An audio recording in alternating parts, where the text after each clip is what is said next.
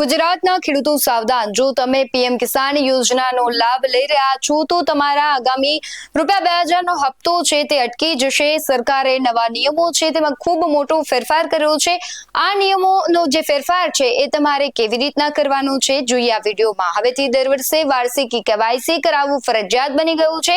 ચાલુ વર્ષ માટે પ્રક્રિયા શરૂ થઈ ગઈ છે અને તેની છેલ્લી તારીખ 30 જૂન 2026 છે। જો આ તારીખ સુધીમાં ઈ કેવાયસી નહીં થાય તો સરકારી સહાય બંધ થઈ જશે। ઈ કેવાયસી કરવાની એકદમ સરળ રીત છે। પહેલી રીત છે ગામના ગ્રામ સેવક પાસે જઈને પીએમ કિસાન એપથી ચહેરો બતાવવાનો છે અને ત્યારબાદ તેમાં રજીસ્ટ્રેશન કરાવવાનું છે। બીજી રીત છે નજીકના સીએચસી જે સેન્ટર છે એટલે કે ઈ ગ્રામ કેન્દ્ર પર જઈને તમારી ફિંગરપ્રિન્ટ આપીને તમે રજીસ્ટ્રેશન કરાવી શકો છો, ઈ કેવાયસી કરાવી શકો છો। ત્રીજી રીત છે જાતે જ મોબાઈલમાં પીએમ કિસાન એપ ડાઉનલોડ કરીને આ એપથી તમે તમારા સિવાય બીજા 100 ખેડૂતોનું પણ ઈ કેવાયસી કરી શકો છો।